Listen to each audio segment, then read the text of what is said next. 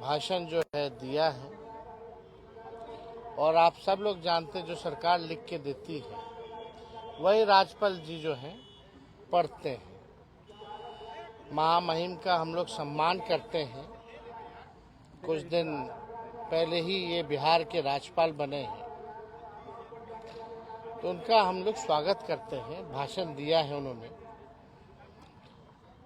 लेकिन आप लोगों ने जब भाषण सुना होगा तो सब लोग लगता है कंफ्यूज होंगे कि कौन सी सरकार के बारे में भाषण था। ये 2015 वाली सरकार थी का भाषण उन्होंने पढ़ा है कि 2017 वाला का पढ़ा है कि 20 वाले का पढ़ा है कि 22 वाले का पढ़ा है कि 24 वाले का पढ़ा है।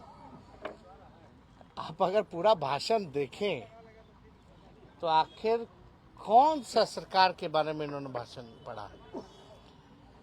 हाल फिलहाल में भी 1 साल नई सरकार को हुआ है और हमें 1 साल में इनकी कोई उपलब्धि जो है दिखी नहीं है कि कौन सा उपलब्धि बिहार सरकार पढ़े थे। तो अगर पढ़ना था तो नीति आयोग का रिपोर्ट भी पढ़ देते। साक्षरता के मामले में बिहार सबसे फिसड्डी है। बिहार जो है प्रति व्यक्ति आय निवेश में सबसे फिसड्डी है। किसानों के आय में फिसड्डी है।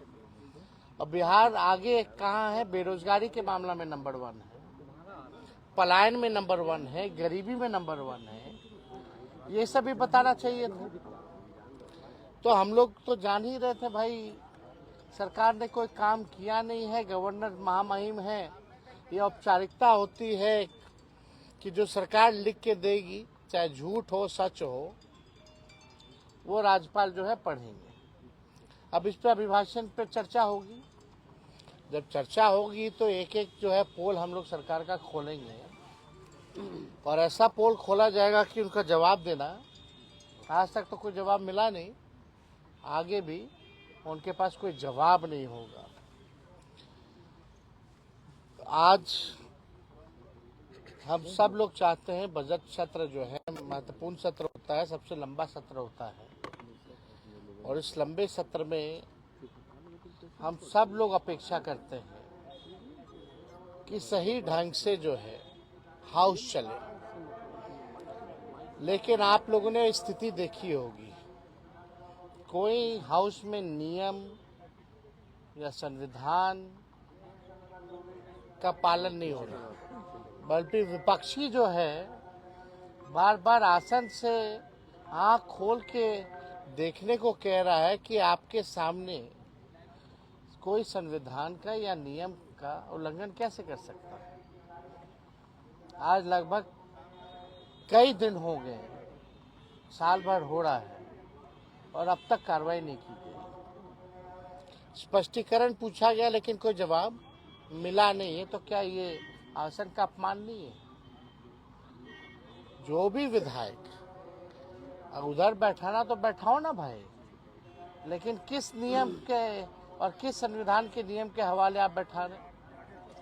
सबका सीट जो है लोकेटेड होता है नियम का। अगर हम लोगों ने व्हिप के खिलाफ अगर किसी ने उल्लंघन किया है तो वो नियम में बना है कि उल्लंघन होगी। अगर कोई कंप्लेंट करेगा, पार्टी अगर कंप्लेंट करती है तो उस पर कार्रवाई होनी चाहिए, तो कार्रवाई भी नहीं होती है। हमारे सदस्य की सदस्यता छीन ली जाती है और विलम्ब। एमएलसी सुनील सिंह केवल पलटू राम कहने पे उनकी सदस्यता छीनी जा सकती है। यहाँ व्हिप का उल्लंघन हो रहा है, डेली सदन को शर्मसार किया जा रहा है, आसन के नीचे खेल हो रहा है, तो सदस्यता नहीं छीनी जा रही है। तो मेरा ये कहना है कि संविधान सत्ता पक्ष के लिए कुछ और है क्या? नियम सत्ता पक्ष के लिए कुछ और है क्या और विपक्ष के लिए कुछ और है क्या? वो तो हम धन्यवाद देते हैं उच्चतम न्यायालय को कि सुनील सिंह जी के मामले में जो है जो तानाशाही जिस प्रकार से सदस्यता ली गई थी, तुरंत सुप्रीम कोर्ट ने न्याय किया, जस्टिस किया और न्याय मिला। लेकिन भाई उस सदन का तो हो गया, कोर्ट जाना पड़ा। तो हम देखिए बिहार विधानसभा के मामले में हम पे बड़ा दबाव है। लोगों का कहना है कि कोर्ट जाइए उन विधायकों के खिलाफ। हम कोर्ट नहीं जाना चाहते। हम चाहते हैं कि ये लोकतंत्र का मंदिर पवित्र रहे, इस पे कोई दाग ना लगे। लेकिन ये बात तो जो लोग आसन पे बैठे हैं, जो सत्ता पक्ष में, ये तो तानाशाही नहीं तो और क्या है। आप मंत्री की जगह दे करके उनको बैठाने का काम करें। अरे कराओ बाय इलेक्शन उनके सीट पे, फिर उनको जिताओ, फिर मंत्री बना के बैठा दो। कर सकते हो, यही ना नियम है। अगर कोई भी हमारे 3-4 सदस्य उल्लंघन किए हो, जो लोग हो, तो भाई कार्रवाई होनी चाहिए। पार्टी कार्रवाई करती है। विप का मतलब क्या होता है? यानी विप का कोई मतलब नहीं। तो इस व्यवस्था को आप रखे क्यों? हटा दो। तो देखिए, अगर सिटिंग अरेंजमेंट में ही ये हाल है, तो विपक्ष तो संविधान और नियम और लोकतंत्र को बचाने के लिए हमेशा आवाज उठाएगा। निशांत की चर्चा बड़ी हो रही है। अब हो गया, अब जी, अब तो हम बोल दिए। नेता भी कह रहे हैं कि आना चाहिए। अब देखिए, अब उनका पार्टी का मामला है, उन पर छोड़ा जाए। हमने एक बार नहीं कई बार प्रतिक्रिया इस मामले में दे दिया है। बार बार मेरा इस पे, आपने पूर्व बयान मेरा सुन लीजिए, आपको पता चल जाएगा तय है कि नहीं है। तो इस पे हम बार बार इस मामले में, मुख्यमंत्री पद के चेहरा नहीं होंगे। अरे माननीय मुख्यमंत्री पद का चेहरा आदरणीय नीतीश कुमार जी ने जो मंत्रिमंडल विस्तार किया है, वो उनका आखिरी मंत्रिमंडल विस्तार है। अब नीतीश कुमार जी दोबारा बिहार के मुख्यमंत्री नहीं बनने जा रहे। हालांकि हम पूरा सम्मान करते हैं, बुजुर्ग हो गए हैं, अब उनका समय पुराना हो चुका है, समय खत्म हो चुका है। Nitish ji is a old modern, he doesn't have any vision, road map, and he got 20 years. Bihar की जनता ने 20 साल मौका दिया, ये कोई मामूली बात नहीं है। 20 साल में भी अगर बिहार सबसे गरीब है तो इसका दोषी कौन? 20 साल में सबसे ज्यादा बेरोजगारी बिहार में है, पलायन सबसे ज्यादा है, और आपराधिक मामले तो आप देख लीजिए, एनसीआरबी का आंकड़ा उठा के देख लीजिए। अगर किसी को बहस करनी है तो डेटा पे बात करें। तो बिहार तो पीछे चला जा रहा है, और जिस हिसाब से बिहार को, आप बताओ 2014 के बाद स्टेबिलिटी कहाँ मिली है बिहार सरकार में? सब असमंजस में रहते। हम तो 15 ही से गिना, 15 से 25 जो है 5 सरकार बन गई है। एवरेज निकाले जाए तो 2 साल की सरकार। तो आप देखिए, कि अन्य राज्यों की तरह यहाँ जेडीयू के साथ बीजेपी का एकमात्र मकसद है कि जनता दल यूनाइटेड पार्टी को कब्जा लो। और जो लोग जनता दल यूनाइटेड को नीतीश कुमार जी ने कमान दिया है, ये साफ दिखाता है कि निर्णय लेने लायक नीतीश कुमार जी अब नहीं रहेंगे। जो भाजपा ही है, संगी है, उसको कमान दे रखा है। सबकी डीलिंग हो चुकी है भाजपा से। नीतीश जी का अब खेल ये लोग समाप्त कर रहे हैं।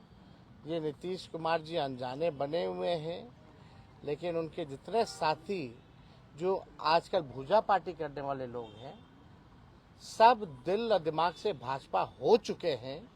बस समय का इंतजार कीजिए। ये लोग पूरे जनता दल यूनाइटेड को, जो शरद जी की बनाई हुई पार्टी जो थी, इसको ये लोग कब्जाने का काम करेंगे। और बीजेपी क्या करती है नहीं करती किसको नहीं पता है? बताइए तो, आपको पता है कि नहीं क्या काम करती है? और कोई काम आता है उसको? खुल के बेईमानी करो, खुल के चोरी करो, नियम और संविधान का उल्लंघन करो। This is the weapon of BJP. They have all the institution in their pocket. जितना इंस्टीट्यूशंस है, कॉन्स्टिट्यूशनल इंस्टीट्यूशंस है, सब पॉकेट में। Election commission is the cheerleader of the BJP. और इस बार चीयर लीडर कितना भी चीयर करेगा बीजेपी का बिहार में, बिहार की जनता खुट्टा गाड़ करके जो है लोगों को सबक सिखाएगी। बहुत बहुत धन्यवाद। एक सर्वे आया है आपके नाम पर, मोस्ट ट्रस्टेड आप फेस बताया जा रहा है। इस बार जो बिहार में चुनाव होना है उसको लेकर एक सर्वे आया है, मोस्ट ट्रस्टेड फेस आप बताए जा रहे हैं, बदलाव का एक इशारा। अब देखो, हम नेता आते रहेंगे, जाते रहेंगे। बिहार जो है देश भर में चर्चा में रहेगा, ठीक है। हम पे भी बहुत आरोप लगेंगे, बहुत तिगड़मबाजी होगी, ये होगा, तरह तरह की बातें बिहार में होंगी क्योंकि चुनाव है। हिंदी को लेकर जो तो अब सर्वे भी होता रहेगा, सर्वे ठीक है, सर्वे होता ही रहता है, उसमें कहाँ उसका विश्लेषण है। हम देखो, हमें अपने आप पे विश्वास है, हमें खुद पे हम विश्वास करते हैं कि इस बार बिहार की जनता हम लोगों को अवसर देगी। स्टालिन ने कहा हिंदी को लेकर तेजस्वी